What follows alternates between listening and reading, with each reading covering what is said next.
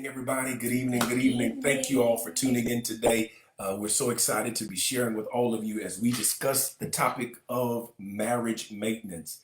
This is something that I believe every single couple needs to have in their lives, and this is Wisdom Wednesdays with the Warrens.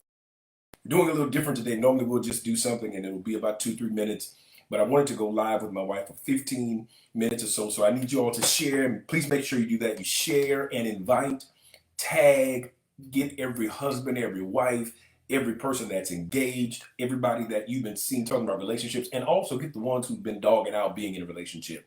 Because I think the Bible says it's not good for man to be alone. I don't want you to ever get that in your head that there isn't someone there for you. You are not only wanted, but you are needed in someone's life. So today we're going to deal with this subject. Why is it so important? I'm going to give you maybe a few seconds to answer that. Why is it so important to have marriage maintenance? Why is it so important for you to have marriage maintenance? Your relationship, even if you're engaged, there has to be some level of maintenance. So I'll give you a few seconds to answer that. And while I'm giving you that time to answer that, listen, we have some exciting news about this girl here. So you got to make sure you stick around so that you can just get what is going on new in my wife's life. So other than that, I really am excited about this subject. We're seeing marriages flourish in our ministry. We're seeing marriages flourish in our relationship connections and friendships that we have with other people. And I do believe that marriages are definitely under attack. And marriage, every marriage has miles on it. It doesn't matter if the marriage has been together for a month or years. Every marriage has miles. And before I turn it over to my wife, I want you to understand even vehicles. Every vehicle, doesn't matter how expensive that vehicle is, it doesn't matter how cheap that vehicle is, that vehicle was purchased to put miles on it. And the only way you don't really have to maintain it as much as if you don't do nothing with it. If you just don't drive it, if you don't go anywhere with it, if there's no progress with that vehicle, meaning mileage on it, you won't have to maintain it. All you need to do is just wash it, right? And you'll have to change the oil if it gets old. But when you are putting a car on the road constantly, you have to check the tires, you have to check the gas, you have to check the oil, you have to check the engine, you have to check the drive belt, the air filter, all of these different things, because if you don't, you'll find out that that vehicle will begin to malfunction. And not only will it malfunction, but it runs the risk of just being inoperable. And I believe in every marriage, if there is, just like that vehicle, no maintenance, you will start to see different malfunctions. And if those malfunctions are not managed properly or checked immediately, then that marriage will be inoperable. And a lot of times people go to divorce court and they should be going to maintenance. A lot of people, they're ready to walk away from their marriages and all they need to do is just check the hood of the marriage. A lot of people are ready to just give up and go to new relationships and cheat on their spouses when all you need to do is you know how you do that oil thing and you pull it up and you see that the engine needs oil, that marriage needs some oil in it.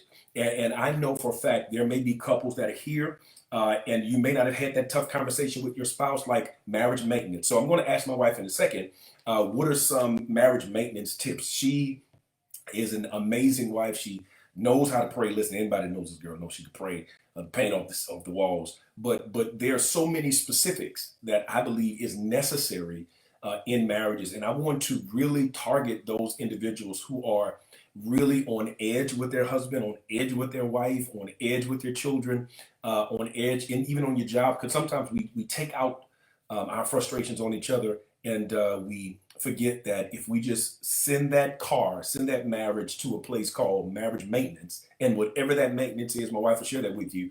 I promise you, it'll heal, it'll help your marriage. Again, I'm not here to give you advice on whether you should leave or stay with anybody. I just know what the word says, right? And I give you what the word says. The word says that a sanctified wife make a sanctified husband. You fight for your marriage. That's what the word says, and I go with the word. But just knowing the word and not executing it in your marriage, it's going to be quite challenging. So while you're sharing, while you're tagging, while you're bringing in every married couple you can figure out you have connected to you, I'm going to turn it over to my wife as she talk about different marriage maintenance suggestions and tips. Yeah, and first, before I talk about that, my husband was talking about vehicles. So let's think about it. There are different vehicles. and each vehicle, the more expensive that a car is, per se, luxury vehicles, it may cost a little more Yep. to upkeep. That maintenance may cost a little more. Each marriage will not be the same, Right. but there are certain levels, especially when there is a great calling on your life. There's more maintenance that may need to be done That's because right. there's more attacks that's coming on your marriage. So don't wait so long. And speaking of maintenance, marriage maintenance, relationship, even those that are in serious relationships, maintenance is the process of maintaining or preserving something. Yeah. Again, it's the process of maintaining or preserving something. So what my husband and I started to do, because you should not wait 10 years down the line and then try to do a checkup on something that you should have done in the first month. Yeah. Each year we make it our business to look back and say, okay, what did we like? What didn't we like? What did not work for me? Yeah. What may have possibly got under my skin?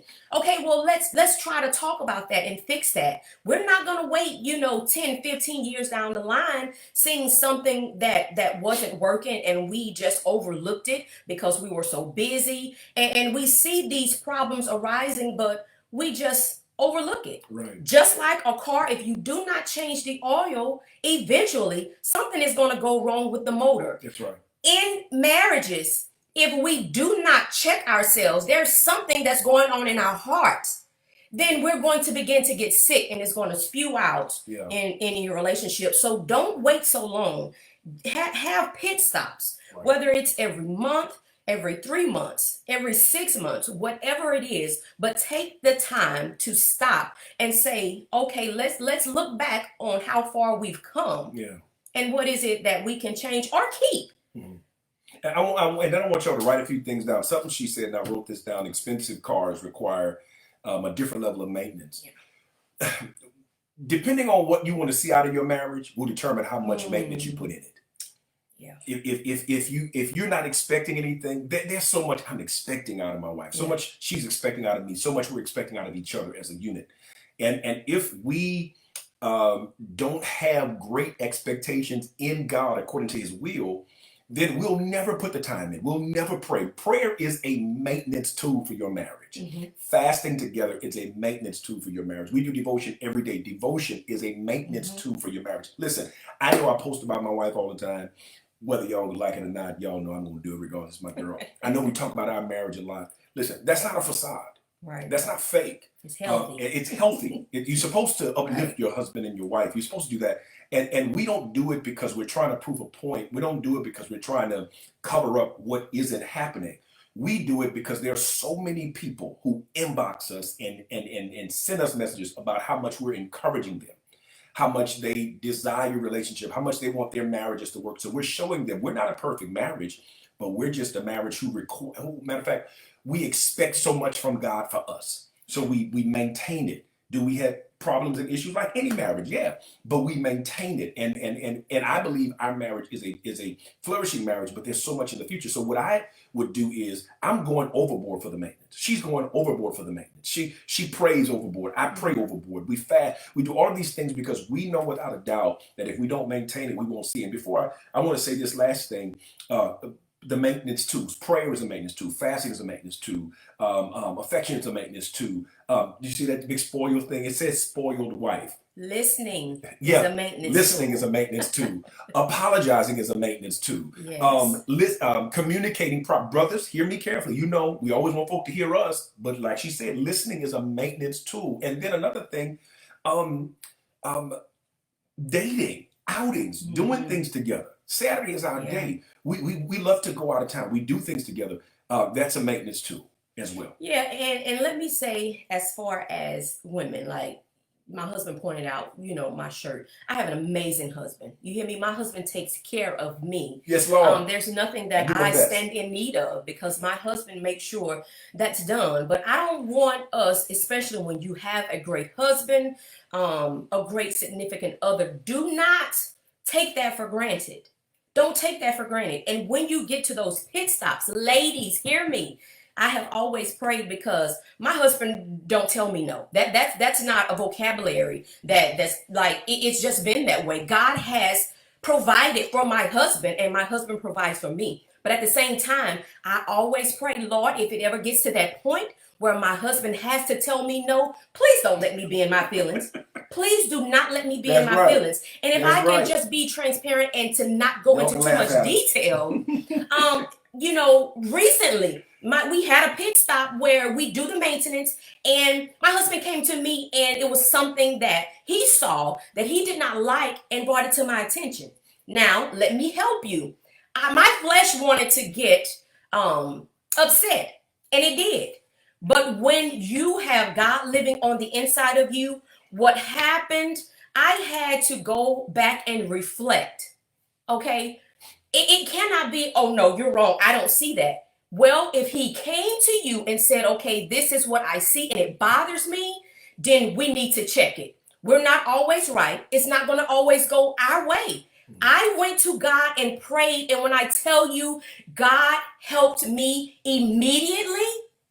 It did not take time because God knows my heart. It's not always about us. I know we are spoiled, and I'm the first to say that I am. But at the same time, when we have great husbands, when we're doing this maintenance check, these rest stops to see what it is that we can do better, we have to listen and we have to make sure, just as our husbands take care of us, we need to make sure we're doing the same thing. And that works both ways because, I thank God that she is that way. But there's sometimes she looks at me and say, and I have to adjust as well. But I really, really want to encourage all of you. And as I said, this is not a church service tonight. We're not going to be long.